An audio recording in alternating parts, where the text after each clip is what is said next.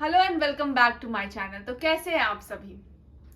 I hope कि आपने पिछली सारी वीडियोस देखी होंगी, क्योंकि अगर आप पिछले वीडियोस देखोगे तभी आगे की चीजें समझ पाओगे और रिलेट कर पाओगे, क्योंकि आज हम लोग उसी चीज को कंटिन्यू करेंगे। हमने पिछले वीडियो में क्या देखा था?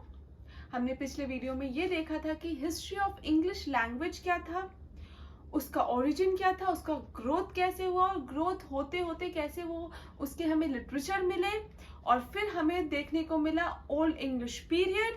उस टाइम के जो इम्पोर्टेंट वर्क्स थे, जैसे कि बेowulf। बेowulf का एनोनिमस है, हमें नहीं पता वो किसने लिखा है। उसमें जो इम्पोर्टेंट कैरेक्टर है वो याद रखना है, ग्रेंडल। ओके, बेowulf और ग्रेंडल के मम्मा, मतलब ग्रेंडल्स मदर। ठीक है, तो बेowulf कौन होता है? He is the hero and Grendel is the monster, and we have Grendel's mother who comes to take revenge. So these are the important characters which you have to remember. Okay, then other works are Seafarer, The Dream of Rude. इनके बारे में थोड़ा थोड़ा information is enough. Okay, फिर क्या होता है?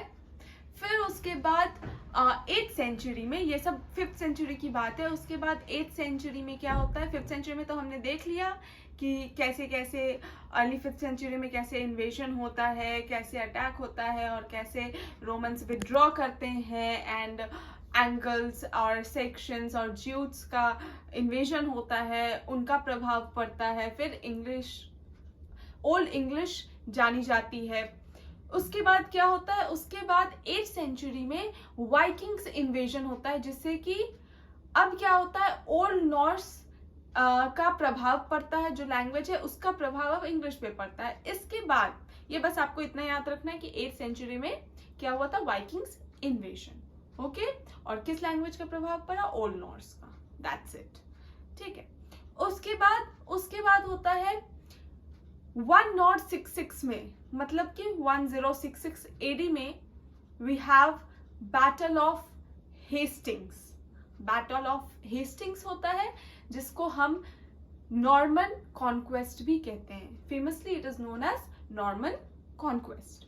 Okay, तो ये जब नॉर्मन कॉन्क्वेस्ट होता है, तो व्हाट इज नॉर्मन कॉन्क्वेस्ट? क्या है ये? किस चिड़िया का नाम है? आपने तो नॉर्मन कॉन्क्वेस्ट का नाम ले लिया, लेकिन ये है क्या? Why Norman conquest?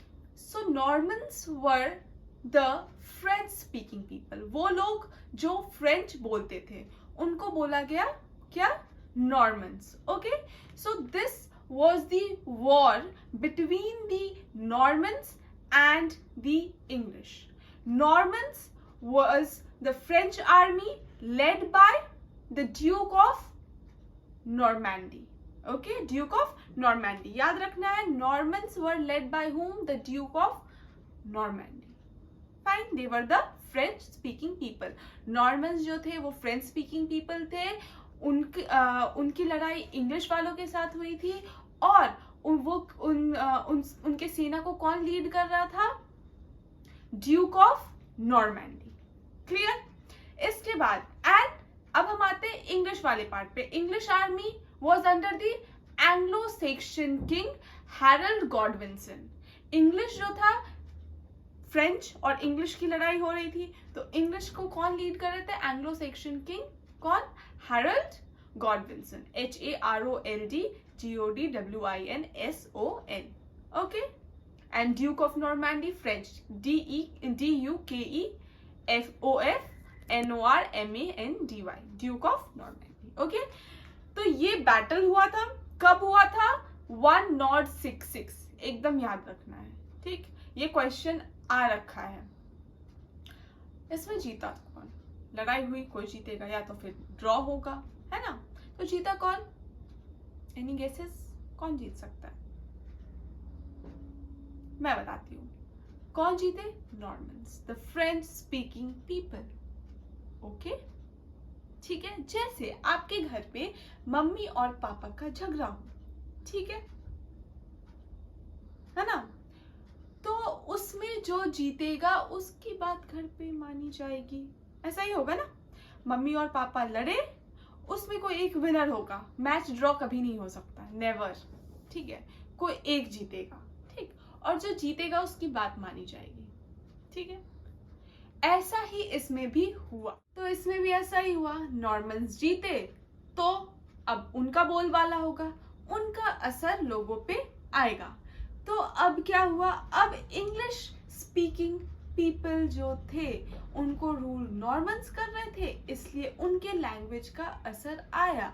जैसे कि इंडिया में ब्रिटिशर्स आके रूल किए, तब यहाँ पे इंग्लिश की क्या डोमिनेंस शुरू हो गई, है ना। उसी तरह से उस टाइम इंग्लिश पे फ्रेंच का इन्फ्लुएंस आना शुरू हो गया, और तभी शुरू होता है आपका middle English period. Okay, this led to the advent of middle English period. Clear कैसे आया मिडिल इंग्लिश पीरियड? ओके, क्यों? क्योंकि अब जो इंग्लिश अभी तक बोली जा रही थी, ठीक है, ओल्ड इंग्लिश, उसमें अब वर्ड्स और इन्फ्लुएंस कहाँ से आने लगे, फ्रेंच से आने लगा। तो जो बोली जा रही थी उसमें अब थोड़ी मिलावट होने लगी।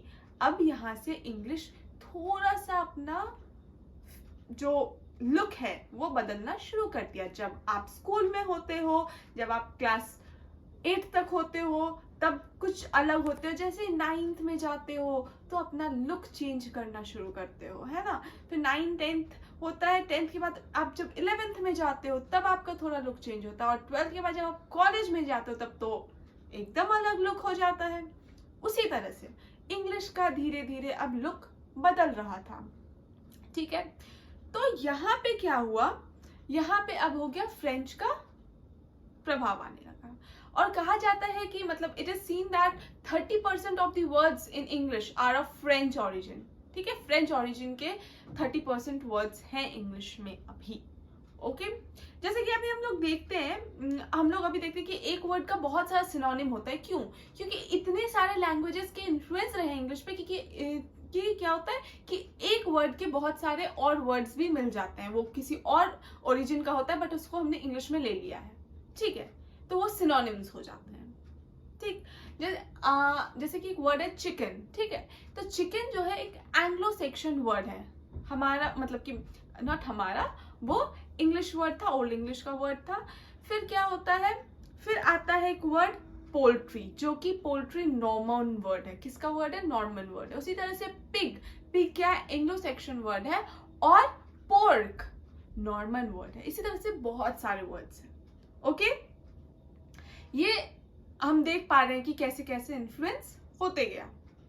उसके बाद इस टाइम के बहुत बहुत ज्यादा डोमिनेंट प्रोमिनेंट फिगर जो थे वो थे कौन?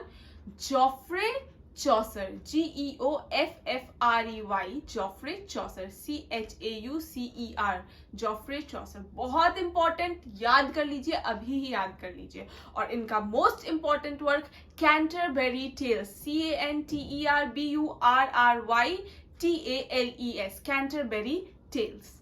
ओके, उसके बाद कौन होते हैं? उसके बाद विलियम लैंगलैंड, इनका वर्क है पायर्स द प्लोमैन। और भी बहुत सारे रहे हैं इसमें, लेकिन ये दोनों बहुत ज्यादा इंपॉर्टेंट हैं।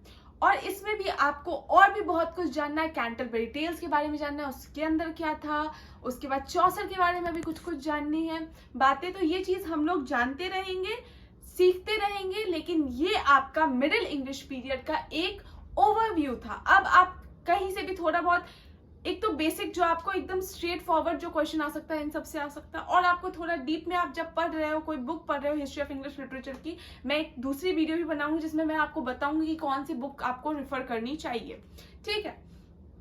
तो अगर आप पढ़ रहे हो तो जब आपके पास ये आउटलाइन रहेगा, ये ओवरव्यू रहेगा, तो आप उसको अच्छे से समझ पाओगे। मैं और डिटेल में जाऊंगी आगे के लेक्चर्स में। अभी हम लोगों को और भी चीजें देखनी है। पहले हम हिस्ट्री ऑफ इंग्लिश लिटरेचर का एक ओवरव्यू ले लेंगे, फिर उसके डीप में जाएंगे। तो ऐसे ही तभी आपके बात समझ में आएगी, ठीक है। इसलिए इस चैनल पे बने रहे, सब्सक्राइब कर लें, लाइक करें, शेयर करें, और CUET PG के लिए पूरे मन से, तन से, हर तरह से लग जाए, because this is the time. फिर ये टाइम नहीं आएगा। अभी से शुरू कर दीजिए। अगर देखा जाए तो कम टाइम है, और अगर आप अभी से शुरू कर दे तो बहुत टाइम है, ठीक है। इसलिए तैयारी शुरू कर दें। ऑल दी बेस्ट, और वापस आए आगे की वीडियोस देखने के लिए। Bye bye.